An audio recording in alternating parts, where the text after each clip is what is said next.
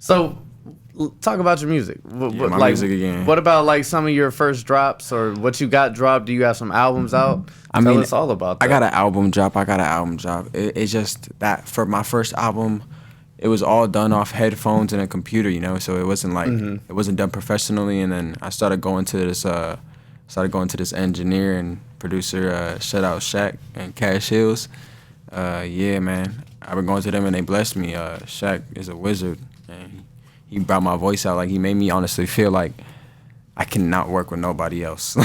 You know, like, and that's just what it is. And I started dropping music with him, and it's honestly started rising, like the people that started wanting to fuck with me, like, and I started seeing it, like the people that didn't like my shit and would hate on me, like in high school. Once I started dropping with him, it's like they started commenting on my shit, they started liking my shit, and I'm like, now, is that a blessing or a curse? Because depending on how they hated on you in high school is, in my opinion, gonna determine if you fuck with them. Because I feel like, come on, bro, everybody wants to be a rapper. You know what I'm saying? Yeah. So when you're in high school, it's a couple thousand motherfuckers at the school. Yeah. 300 of them motherfuckers want to be a rapper. So it's like, the hate is warranted a little bit. The sad thing is I was doing music at high school and everybody knew my shit. Yeah. Like, I had football players, varsity, and you seniors, still had them haters. and they were listening to my shit without me. Like, I would come in locker rooms and they would be listening to my shit. Nice, yeah. But I would still have From them the shit that ones. you made from the headphones and the keyboard. Exactly. Yeah, exactly. Yeah, that's where it starts, though, bro. That shit was hard. How'd you record it? Just straight through the headphones? Straight in my room in the closet, I would put the. I can't even say. It's crazy. I would put my computer on the little. Sorry. Something in front of you in the closet and you soundproofed it. Yeah, not even soundproof it, bro. I got this little desk. Put the computer on top. I put my sweater over the door. Close the door and put shirts on all sides of the door and soundproof the door out. That's where it starts, bro. And literally hung the headphone over the top of the top shelf and just press play. Recorded that shit. That's hard. Hell yeah. That's hard as fuck. And when was that? What year? God damn, this is 2011, 2012. Oh, so you like my ages? Yeah. How old are you? I'm 21. About to turn 21? 22. Yeah. Oh, no, you ain't my age, Nah, motherfucker. I'm not you. Oh, I'm not. I ain't that old. Shit, I'm 27. Shit, I look good, though. Look at me, baby. Nah, I ain't gonna What? care. Shit, That's what no homo shit, but you do your thing for me, but. That was when you was 10 you dropped that shit then. I was 13 when I dropped it, 12, but I recorded it when I was 10 or 11, yeah. Man, my dog just came up here. He been fucking with me in these pods the last few weeks. It's okay, He's buddy. playing We almost with done, man. I'll come play with you in a minute. Go. My dog is such a troll, ladies and gentlemen. Anyways, y'all either gonna hear him breathing and shit, or I'll edit this out. We'll find out. Oh, me. He's such a piece of shit. But yeah, I dropped the album. What'd you drop it on? I actually dropped it on SoundCloud, and it went. Everybody started fucking with it. And first of all, that was the first album I dropped with me singing on it. So people were like, "What the fuck?" They were like, Yeah. Sorry, can I cuss on here? Fuck yeah. Oh, okay. I've been cussing the whole time. My bad. I was like, let me show them something else. Because I was like, I'm getting something from this rapping, but I'm not really touching nobody. Yeah. Like, everybody's rapping. Everybody's doing the same shit, but nobody's singing about how they really feel if they get their heart broken or a girl hurt somewhere. It's because you're gonna be judged. Yeah, you're gonna be judged. Yeah. But then some motherfuckers actually relate to that. Everybody relates to that. Everybody does. Everybody has a heart, and everybody's heart can be broken. Exactly. Whether they want to hide it, shield it, dig it down, put it, stuff it real deep. That's on them. But everybody's gonna react. Exactly right. And I bet you 99% of the chance that I got songs, and every one of them songs, you're gonna have one thing that you like. You gonna find yourself that you're like, oh yeah, reminiscent. I went through that shit. Yes. Like, wow. Like, cause that's the only reason I honestly do music, is that point where you get to relate with somebody and have somebody else be like, like I listened to your shit and I felt that, like, I just got, like, I got a DM yesterday from this random person, don't even know him, and he was like, I just listened to your song, bro. I needed you to drop it. I broke up with my ex recently, and bro, it touched me a different way. You had me like crying, like a man telling you that, and I was like, how do you react to that? What'd you say? Thanks, to bro. be honest with you, I DM'd him. I was like, bro, like I really appreciate that. Like, thanks for the love, you know. Yeah. And but to tell me, I'll tell you that, but in my head, I'm like, that's fucking awesome. You know, like, you gotta hold back a little bit. You don't want to sound too weird. You know what I'm saying? I'm like, that's fucking dope. Like, I'm like, I made this motherfucker cry, man. You about to make me cry and shit. Like, I told you that shit's good. hey, bang, look. I told you this shit was good. I made this motherfucker cry.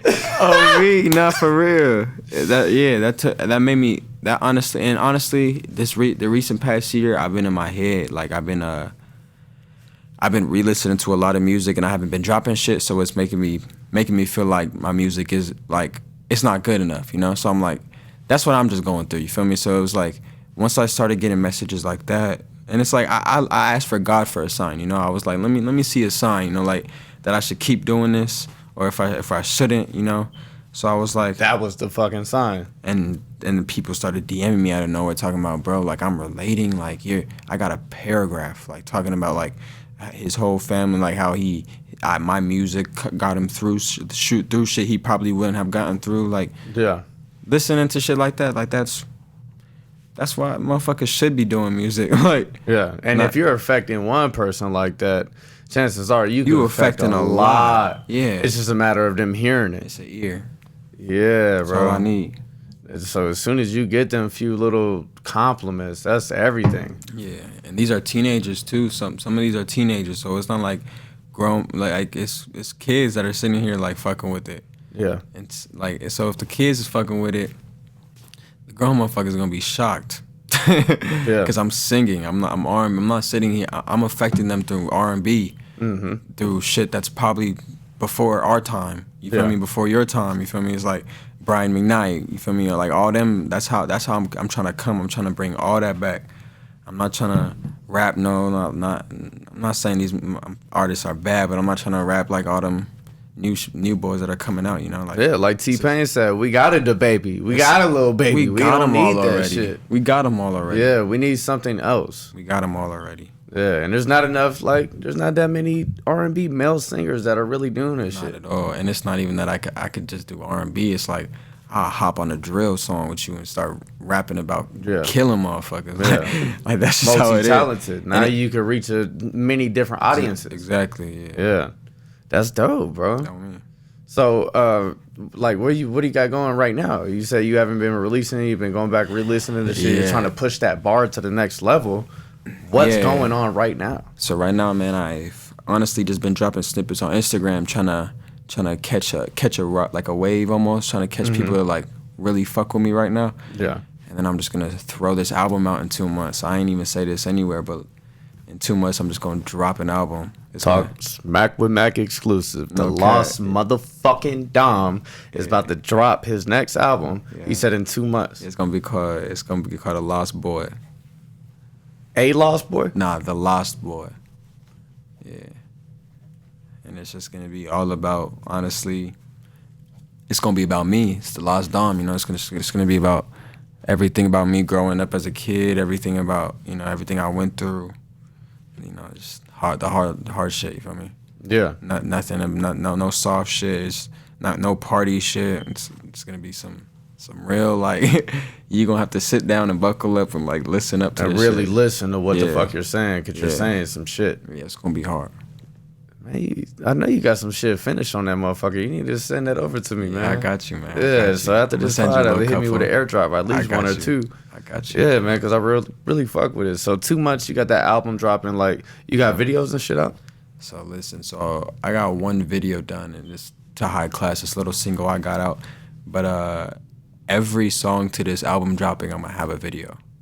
So, oh shit, yes. So it's gonna be the first time I've ever done that. It's first, like, I'm just literally gonna, one day I'm just gonna shoot all 10 videos, and it's gonna be 10 songs. I said 10.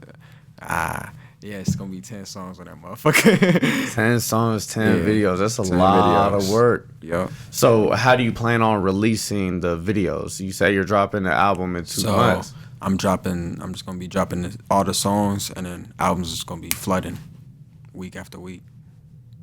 Anytime, every time it hits a chart, I'm gonna drop the video. Boom, drop the video. Boom. I'm gonna wait for it to catch traction though first, and then it's gonna be out from there.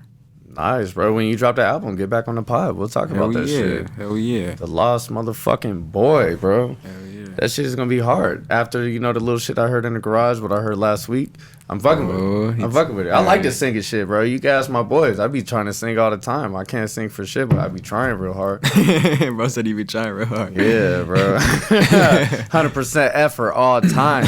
Ask about me. That's dope. All right, so you got the videos. Yeah. You got the album in the works, man. Well, like, what's your main goal? Like, how do you feel you're gonna be able to take yourself to the next level? Man. But I guess like excluding the video and the albums and shit. That's the question, huh? To be honest, it's like my next step. I just feel like I need that ear, you know? Yeah. It's just a matter of time at this point. I'm not taking it. I feel like my steps right now that I'm taking are pretty clear, pretty guided. You know, I take time in whatever thing I do. I'm not sitting here rushing nothing. Mm-hmm. I'm not that person to be like, yeah, let me jump in it and then have nothing to fall back on. Yeah. I sit here and take my time with everything, and I think that's kind of my problem sometimes, because it's like I'm a perfectionist, and it's like I need everything 100% to my liking, and if it's not, I'm not gonna drop it. If I'm listening to it too much, I'm not liking it, I'm not gonna drop it. You feel me? So it's like I need shit perfect, and that's just how it is. That's how I grew up. And it's like, yeah, music to me is just not nothing I could rush. So how far is too far though when it comes to perfect? Right. Yes. Because you could say, man, hey, this shit gonna drop in, was it April? Say this shit gonna drop in June. Back. Then June comes, you're like, man, I don't like how this shit sounds. Well, I'm gonna drop it in September. September comes, next thing you know, you just sitting up there and nothing's out. Yeah, right. So honestly, I was supposed to drop this album like before Corona. Actually, after Corona was like a year into Corona, I was supposed to drop the album. But then like I felt the way I was feeling. You know, I was listening too much. I didn't like it. So then I honestly deleted everything. I feel that. And that sucks, but I feel that. Right. And I got depressed, whatever, and I just started over, and you know, I just kept writing, and then I started fucking with the songs I was doing. And leading up to now, like a year later, it's like I'm actually finding, like I found my sound. Mm-hmm. I found my sound, but it's like I'm comfortable with it now. Yeah. Now I'm like grooving into my own sound. Like now you're confident. Yeah, I'm getting the swag. Yeah, exactly. It's like before I was singing it, but I wasn't letting everything out. Now I'm singing, I'm letting everything out, and then I'll put a twist on it. Mm-hmm. So it's like, and I'm seeing myself do that, which is like from back then is crazy, because then before, man, I was horrible. Yeah. If you hear some of the songs I was doing on my computer to the songs I'm doing now, it's like, and no one taught me. I was sitting here on YouTube. Mind you, my dad was let's not even get into the crazy shit, but my dad was a well-credited producer. Well-credited, you know, like singing, everything. And he didn't really teach me like that. He was more of a disciplined dad, and more of like did shit himself and learn yourself and you got it, you know? So I was like, it was like, whatever, that's how it was. So I would sit in my room and like write my shit and like come to him and like ask him if it's cool. It's like, he'd be like, work on it some more.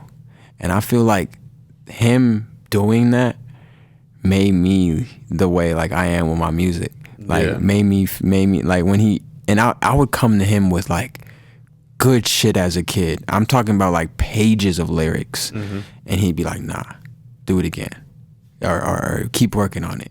Yeah. And that made me like, okay, you know what? You're right.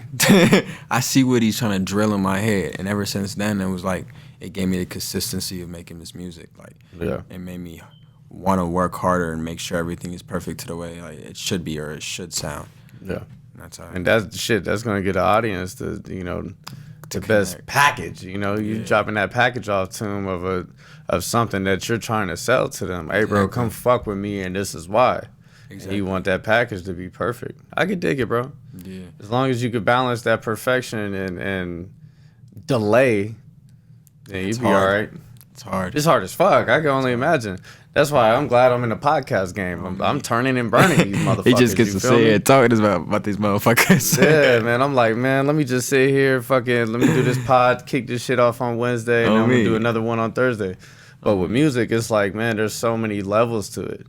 You know, you got the producer that's going in and making the beat. Right. Then you got, you know, the artist is, you know, writing the song, doing the lyrics. And then you got your mixer that's going in there and putting them together, making it sound good. Then you got the master coming in there, putting the final little touches on it and spicing that bitch up.